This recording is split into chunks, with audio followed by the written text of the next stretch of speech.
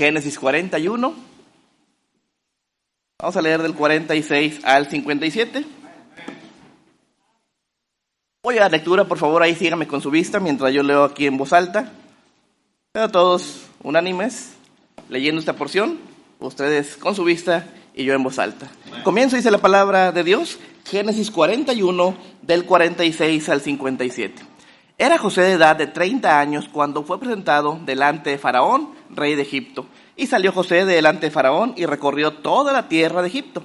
En aquellos 7 años de abundancia, la tierra produjo a montones. Y él reunió todo el alimento de los 7 años de abundancia que hubo en la tierra de Egipto y guardó el alimento en las ciudades, poniendo en cada ciudad el alimento del campo de sus alrededores. Recogió José trigo como arena del mar, mucho en extremo, hasta no poderse contar, porque no tenía número.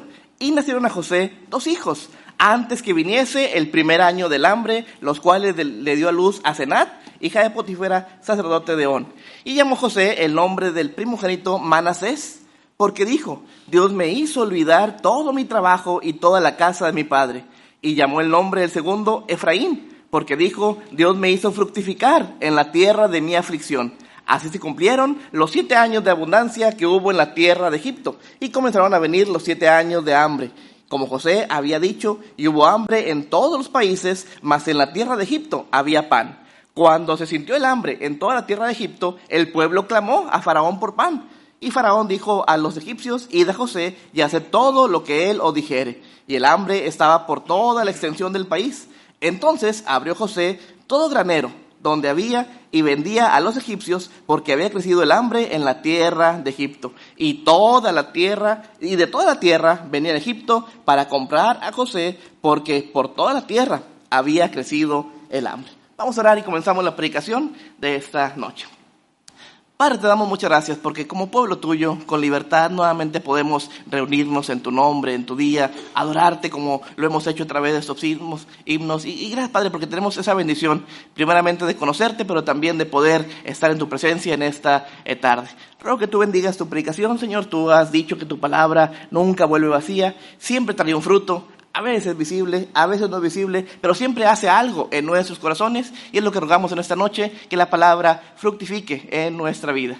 Gracias hoy por esta oportunidad, Señor, ayúdame a hacerlo de la manera en que tú quisieras. Gracias por todo, en Cristo Jesús. Amén. Bien, hermanos, ¿pueden tomar su lugar? ¿Qué historia la de José? El muchacho que salió de un pozo para ser vendido como un esclavo y ahora vivía en un palacio tal como si fuera un rey. Ahora tenía la responsabilidad de administrar toda la abundancia de todo un país. A esas alturas ya no era un hermano despreciado, ya no era un esclavo más en la casa de Potifar, ya no era un preso más en la cárcel de Faraón. Ahora era el segundo hombre de mayor importancia en todo Egipto, la mayor potencia de aquella época. Salvo el rey Faraón, nadie estaba por encima de él. Podría haber terminado aquí la narración de su historia y pensaríamos que él tuvo un final feliz. Sobrellevó todas sus adversidades que la vida le presentó, siempre buscó honrar a Dios, Dios estaba con él, José hacía lo correcto y como resultado, aquí está. Dios le recompensó, se casó, tuvo hijos, no le faltó nada, vivió feliz el resto de sus días. Aquí pareciera un buen lugar para que terminara la historia de la vida de José. Pero aquí no termina, porque la realidad es que las historias no terminan bien mientras hay heridas que aún no han sido sanadas. Las verdaderas historias con un final feliz ocurren cuando hemos arreglado nuestros asuntos del corazón y no traemos heridas abiertas que todavía arden cuando son tocadas. Dios, en su sabiduría, dedicó por lo menos 6 capítulos más de los 8 que restan al libro de Génesis para tratar acerca de la reconciliación que tuvo José con sus hermanos. Conforme avancemos en el sermón, nos daremos cuenta que fue una reconciliación dramática, que incluyó varios encuentros, incluyó mucho llanto, incluyó mucha carga emocional, incluso temor a la muerte por parte de ellos. ¿Por qué? Porque así de intensas habían sido las heridas causadas por sus hermanos. Y es que es eso, hermanos, mientras mayor es el daño que se hace, más difícil se vuelve la reconciliación. Mientras mayor es el daño que se hace, más difícil se vuelve la reconciliación. Y bueno, recordamos que fue lo que los hermanos hicieron a José. Primeramente, pasó por su corazón matarlo cuando lo vieron venir, porque su padre lo mandó a buscarlos. Y allá cerca de una ciudad llamada Dotán, José los ve a lo lejos y ellos lo ven. Y pasó por su mente, de sus hermanos carnales, conspirar contra él para quitarle la vida. En un momento de sensatez, Rubén, el hermano mayor, lo libró de sus manos. Espérate, es nuestro hermano, es nuestra sangre. ¿Qué provecho tiene que le matemos? Y al final de cuentas lo echaron en una cisterna para ver qué hacían con él.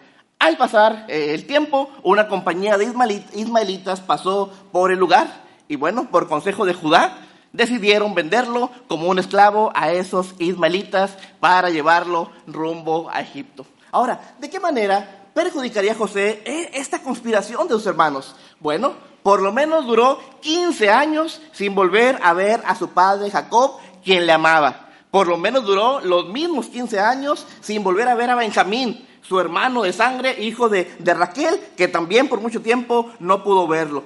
Conoció lo que era una vida de esclavo en la casa de Potifar. Pisó una cárcel por una acusación falsa y estuvo varios años preso sin alguna culpa para estar ahí. ¿Sí? Todo esto llegaría a la vida de José. Cárcel, ausencia del padre, de los hermanos, una vida de esclavo. Pero la Biblia nos relata un perjuicio mayor. Acompáñenme ahí a Génesis 42, 21. Noten lo que dice aquí esa porción. Génesis 42, 21. Dice la palabra: y decían el uno al otro, verdaderamente hemos pecado contra nuestro hermano, pues vimos la angustia de su alma cuando nos rogaba y no le escuchamos. Por eso ha venido sobre nosotros esta angustia. Dice, y pues vimos la angustia de su alma cuando nos rogaba. Sus propios hermanos dan testimonio que mientras conspiraron para matarlo, mientras estaban planeando su muerte, él escuchaba y él de alguna forma mostró una angustia de su alma. Ahora, ¿cómo se manifiesta en el rostro de alguien una angustia de alma? ¿Cómo se manifiesta para que otros lo puedan percibir? Pues sin duda, solamente alguien que lo ha sufrido podría ilustrarlo. Pero la realidad es que los hermanos percibieron esa angustia. José le rogaba, clamó por su vida, clamó por misericordia, y ellos, como ellos mismos dan testimonio, no lo escuchaban. Aún así decidieron hacerle daño. Y hermanos, esa es la realidad de este mundo. Vivimos en un mundo caído a la que hay gente que no le importa hacer daño. Hay gente a la que no le causa ningún pesar matar a alguien, quitar la vida, causar dolor, angustiar el alma de una persona. Hay gente que no le importa dañar, no le importa herir, no le importa lastimar, no le importa de qué manera perjudica la vida de alguien. Está dispuesta a hacer ese daño aún al alma inocente. Hay un testimonio de un niño que tenía que presenciar cómo su padre pateaba a su madre mientras estaba en el suelo. Ese niño, en su angustia, lo único que podía hacer era recostarse sobre el cuerpo de su madre para recibir él las patadas que iban hacia ella. Hay un joven que dijo una maldición delante de su padre. Su padre era líder de la iglesia y no lo toleró. Persiguió a ese joven con un cuchillo cebollero, lo tomó fuertemente del rostro y amenazó con cortarle la lengua si volvía a decir otra maldición. Tristemente, esa es la realidad. Vivimos en un mundo caído. Hay gente que sufre, hay gente a la que le dañan, hay gente a la que hieren, hay gente que tiene angustia de alma, que le expresa, pero a nadie le importa. Y hermano, eso le pasó a José y eso le pasa a mucha gente también. Esos testimonios que conté son reales, no son inventados. Uno de ellos superó las heridas de la infancia, se convirtió en un hombre de bien, formó su familia. Otro no tuvo la misma oportunidad, se refugió en drogas, en alcohol y tuvo una vida miserable. ¿Por qué la vida de José no terminó en el capítulo 41 como jefe ahí después de Faraón, administrando la abundancia, casado, con hijos? Ahí pareciera hay un final feliz. Se acabó. Dios le bendijo porque hizo bien las cosas, porque honró a Dios, porque obedeció a una adversidad. Ahí está, terminó su vida bien. Pero no termina ahí la historia. Porque las historias de bien no terminan hasta que las heridas provocadas son sanadas. Porque hermano, Dios tiene una felicidad aguardada, una felicidad mayor para aquellos que han encontrado la dicha del perdón y la dicha de la reconciliación. José viviría en Egipto muchos años más A los 30 fue nombrado segundo después de Faraón. Él moriría a los 110 años de edad. Quiere decir que viviría en Egipto 80 años, desde este momento hasta que moriría. Y los pudo haber vivido con una herida abierta en su corazón. Una herida que cuando recordaba, sangraba, salía pus, pero no lo hizo. Eligió perdonar y eso lo hizo alcanzar una dicha que de otra manera no hubiera alcanzado. Por eso el título del sermón en esta tarde es La dicha que nos da el perdón. La dicha que nos da el perdón. Y bueno, vamos a ver con algunos puntos, viendo la vida de José, cómo usted y yo también podemos alcanzar esa dicha. Cómo tener una vida plena, una vida bendecida, una vida gozosa, donde sí, quizá haya cicatrices, pero ya no sangran, ya no sale pus, ya está cerrada la herida. Y vamos a ver cómo podemos llegar a ese punto, tal como José también llegaría. En primer lugar, ¿cómo alcanzar esa dicha que nos da el perdón? Bueno, en primer punto, confronta tus heridas. Confronta tus heridas. Vamos a ver ahí la porción, Génesis 42, del 6 al 9. Génesis 42, del 6 al 9.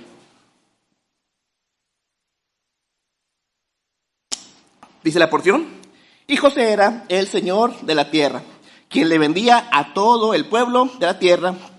Y llegaron los hermanos de José y se inclinaron a él, rostro a tierra. Y José, cuando vio a sus hermanos, los conoció, mas hizo como que no los conocía. Y les habló ásperamente y les dijo: ¿de dónde habéis venido? Ellos respondieron: de la tierra de Canaán, para comprar alimentos. José pues conoció a sus hermanos, pero ellos no le conocieron.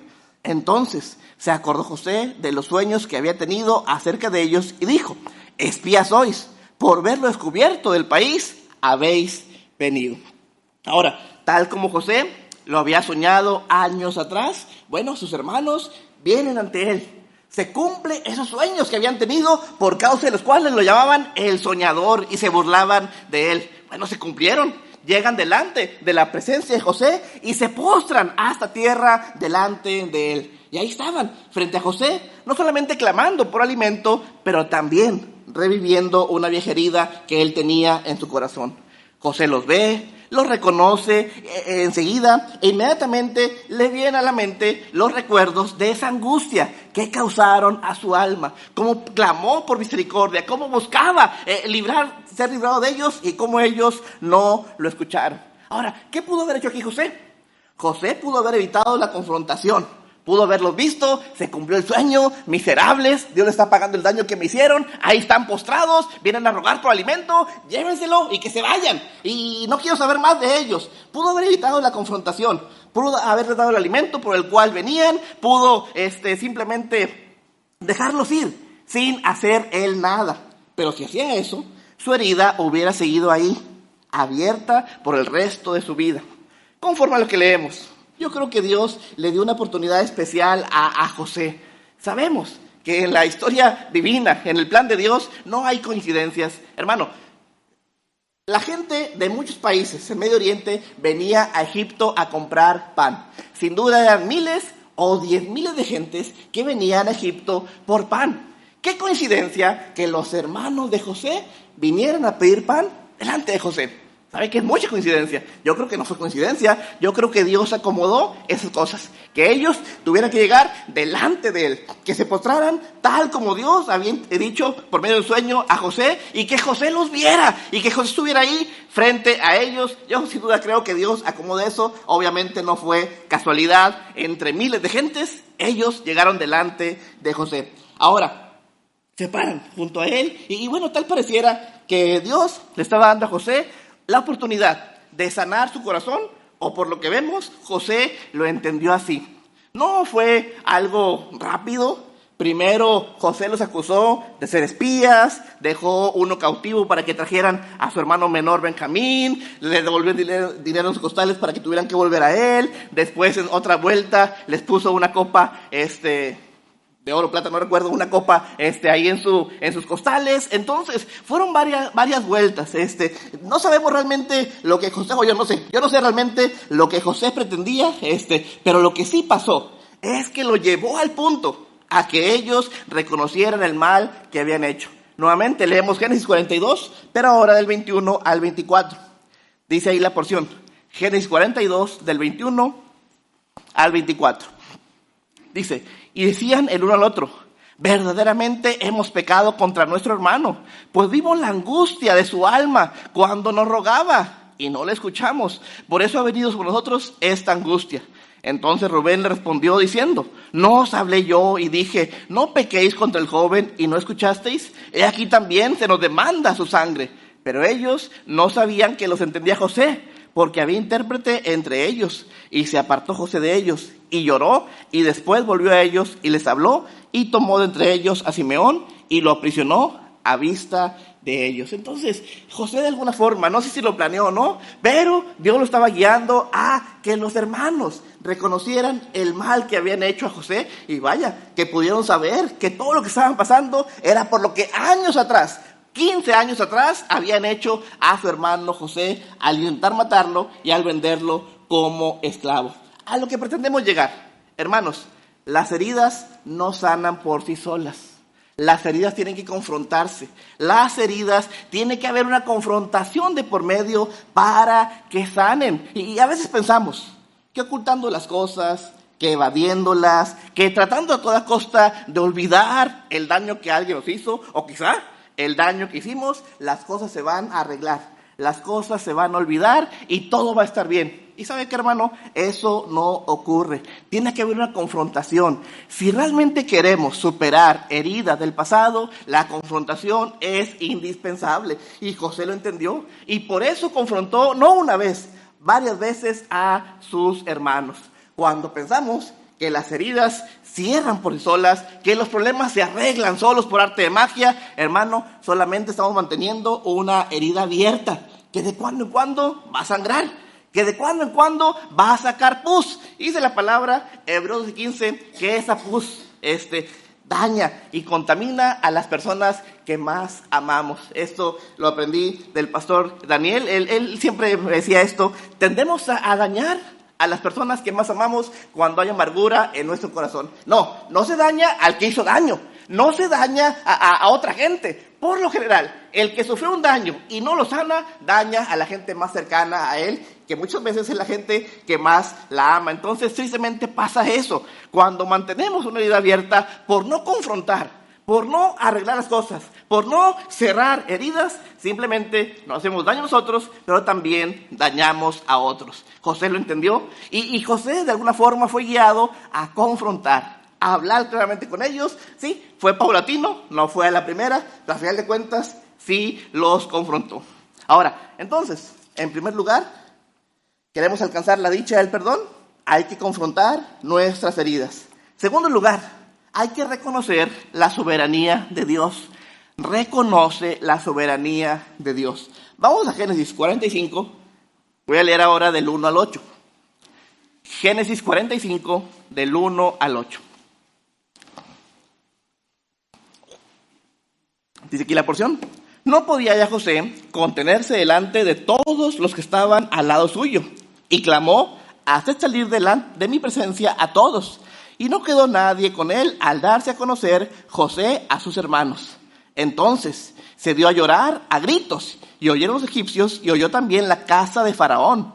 Y dijo José a sus hermanos, yo soy José, ¿vive aún mi padre? Y sus hermanos no pudieron responderle, porque estaban turbados delante de él. Entonces dijo José a sus hermanos, acercaos ahora a mí. Y ellos se acercaron, y él les dijo, yo soy José, vuestro hermano, el que vendisteis para Egipto. Ahora pues, no os entristezcáis, ni os pese el haberme vendido acá, porque para preservación de vida me envió Dios delante de vosotros. Pues ya ha habido 2 años de hambre en medio de la tierra, y aún quedan 5 años en los cuales ni habrá arada ni siega. Y Dios me envió delante de vosotros para preservaros posteridad sobre la tierra y para daros vida en medio de gran liberación. Así pues, no me enviasteis acá vosotros, sino Dios, que me ha puesto por padre de Faraón y por señor de toda su casa y por gobernador en toda la tierra de Egipto. Ahora, en un episodio que por lo que leemos se vuelve por demás intenso, Bueno, José por fin revela su identidad a sus hermanos. Lo que ellos en varias visitas no pudieron discernir, no pudieron ver. Al fin cuando José lo manifiesta, soy José, el hermano, el que hace años, 15 años atrás, vendieron como esclavo. Aquí estoy. Y ellos se turbaron, ellos tenían miedo. ¿Qué va a pasar? Nos va a matar, nos va a hacer daño, va a vengarse por lo que hicimos. Pero noten cómo José reacciona y cómo José, lejos de buscar el daño, hermanos, propició un acercamiento. Cómo habla su corazón y cómo por lo menos 3 veces José reconoce que esto que pasó no fue por causa de ellos, sino que Dios permitió eso conforme a su voluntad. Versículo 5 ya hemos leído la última parte.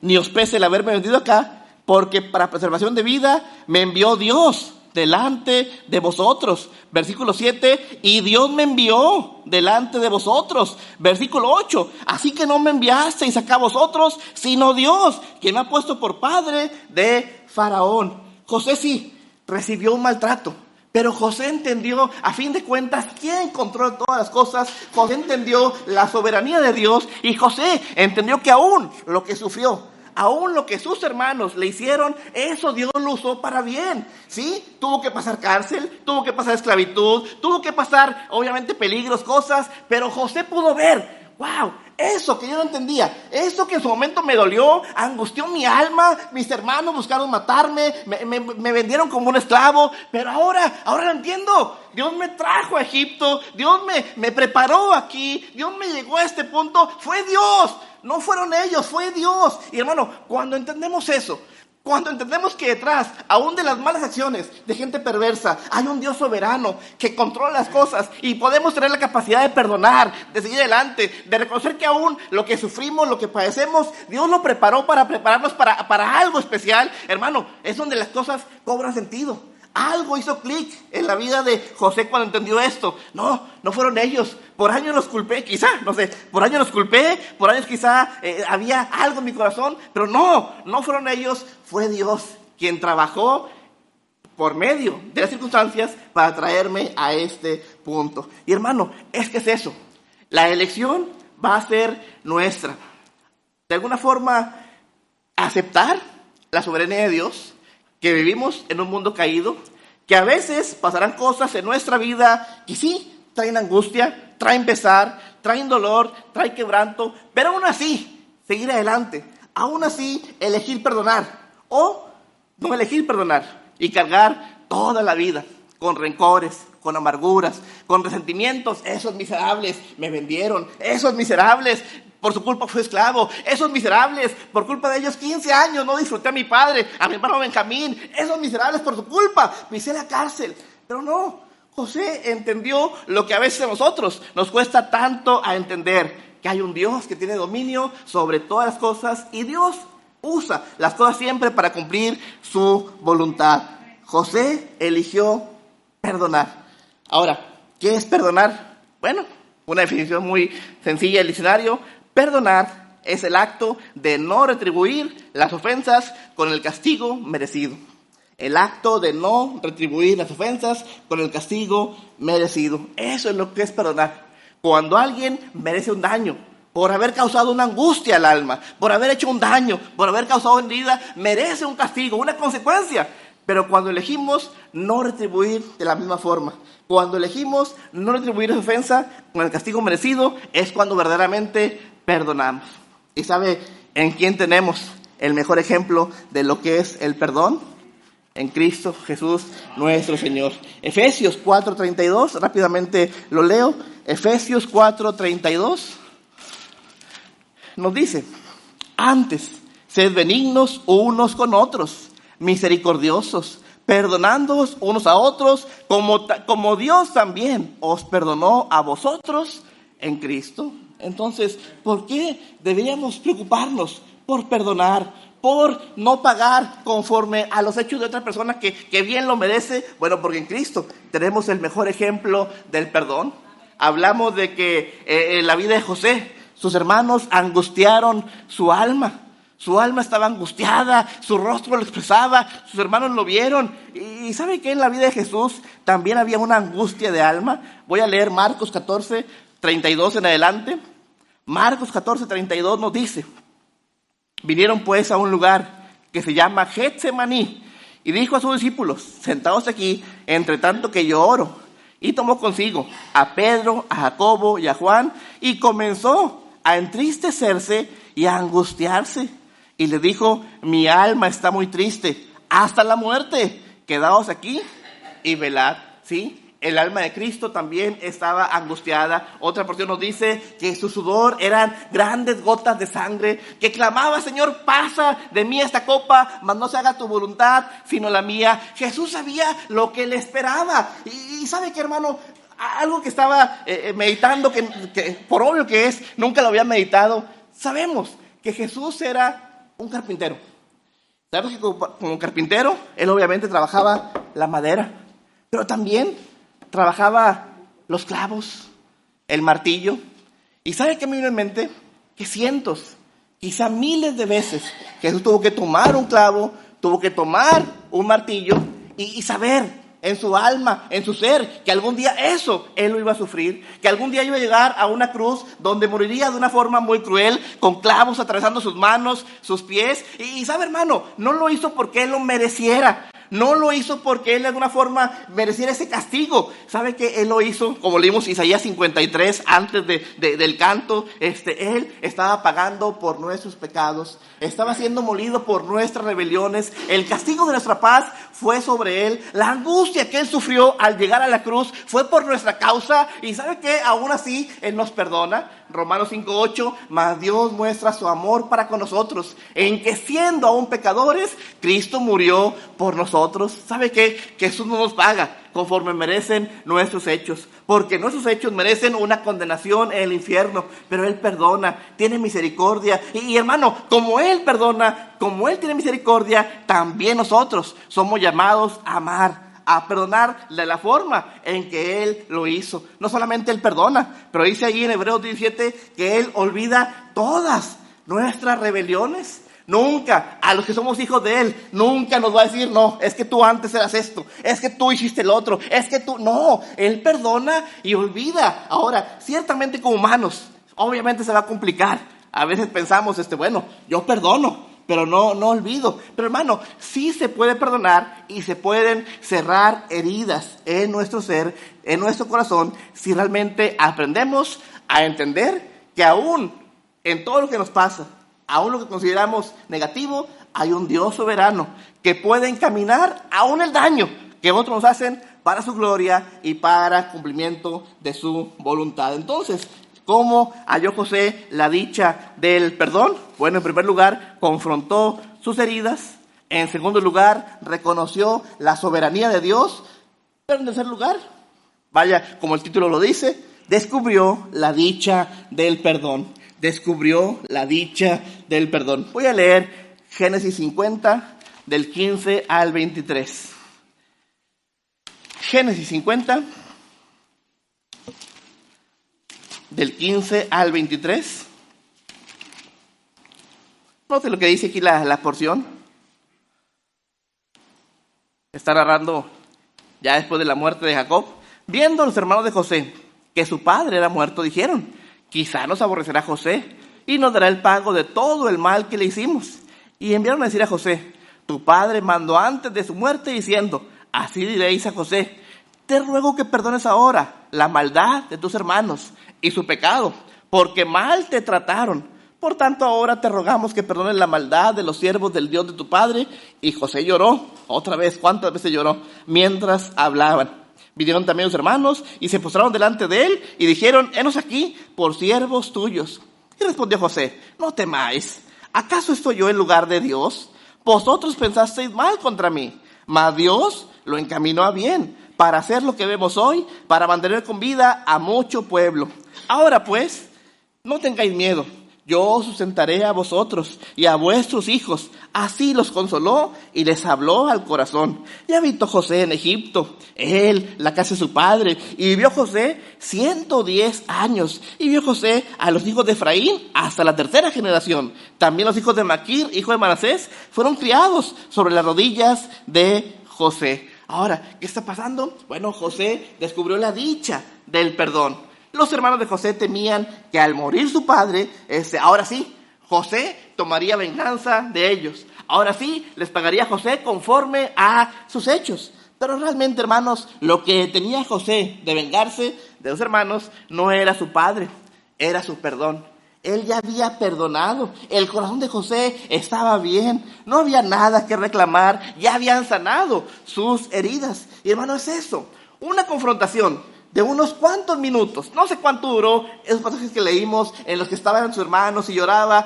Minutos, horas, días, vamos a llamarlo. Pero hermano, esa confrontación de minutos u horas o días, hermano, le valió a José más de 80 años de dicha, de estar bien con sus hermanos, con su familia, de no tener rencor, de no tener heridas abiertas. Pudo vivir con sus hermanos, no solamente pudo ver a sus hijos, pero vio a sus nietos crecer, vio a sus sobrinos, vivió con ellos, eran un pueblo, vivían todos juntos, no había resentimiento, no había rencor, estaban en paz, estaba bien. Y fue eso, hermano, porque eligió perdonar, vivió en paz y murió en paz porque eligió perdonar y descubrió la dicha que da el perdón. Vivir una vida en plenitud, sin resentimientos, sin amarguras. Y fue duro, pues sí. Si no en su momento confrontarlos fue duro, salió la pus, salió la sangre, pero hermano, valió la pena. Porque esos minutos, esas horas de confrontación le dieron 80 años de dicha. Pero ¿sabe qué? Nosotros somos tan necios que elegimos vivir años de dicha en vez de confrontar, en vez de sanar, en vez de perdonar, en vez de olvidar, en vez de seguir adelante. Y ahí vamos toda la vida con el morralito de amarguras, de rencores. Es que me dañó, es que me hizo, es que por su culpa, es que yo viví esto porque él. Sí, y vives una vida miserable toda la vida porque no aprendes a perdonar. Hermano, José fue tan sabio, 80 años de vida plena, de vida abundante, disfrutando su vida, su familia, sus hijos, sobrinos, hermanos, todo, porque eligió perdonar. Porque es eso, hermanos, hay una dicha que solo la da el perdón. ¿Quieres el día de mañana decir, estoy bien, disfruto la vida? Sí, hubo cosas, sí, hay cicatrices, sí, aquí están, pero ya no sangran, ya no duelen, ya no trae pus, porque ya sané. Hermano, es eso, hay una dicha que solo da el perdón, y ese corazón sano es aquel que Dios da a quien eligió perdonar, a quien eligió seguir adelante, sí, confrontar, sí, duele, pero después trae una dicha que dura tantos años y que realmente vale la pena. Por eso, hermanos, aprendamos la dicha que solamente nos da el perdón. Por favor, puestos de pie, vamos a orar en esta hora. Por favor, todos de pie, rostro inclinado, todos en oración.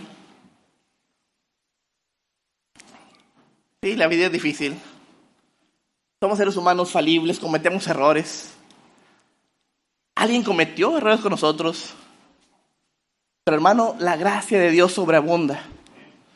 ¿Por qué no viene, hermano, hermana, a agradecer a Dios esa dicha de vivir bien? Sí, quizá hubo cosas que vivimos, quizá hubo situaciones adversas que pasamos, yo no sé. Usted sabe lo que usted vivió, lo que pasó. Pero hermano, el perdón da una gracia especial, una dicha especial. ¿Por qué no viene, hermano, hermana, delante de Dios, ora, agradece por lo que Dios ha permitido, agradece quizá por lo que he vivido? No todo es grato en la vida, no todo es color de rosa, pero Dios nos da la gracia para seguir adelante, para perdonar, para olvidar. Venga, hermano, hermana, quizá hay alguien que le causó una herida. Quizá hay alguien que en su momento le hizo daño. Venga y entregue esa carga a Dios. Venga y perdone.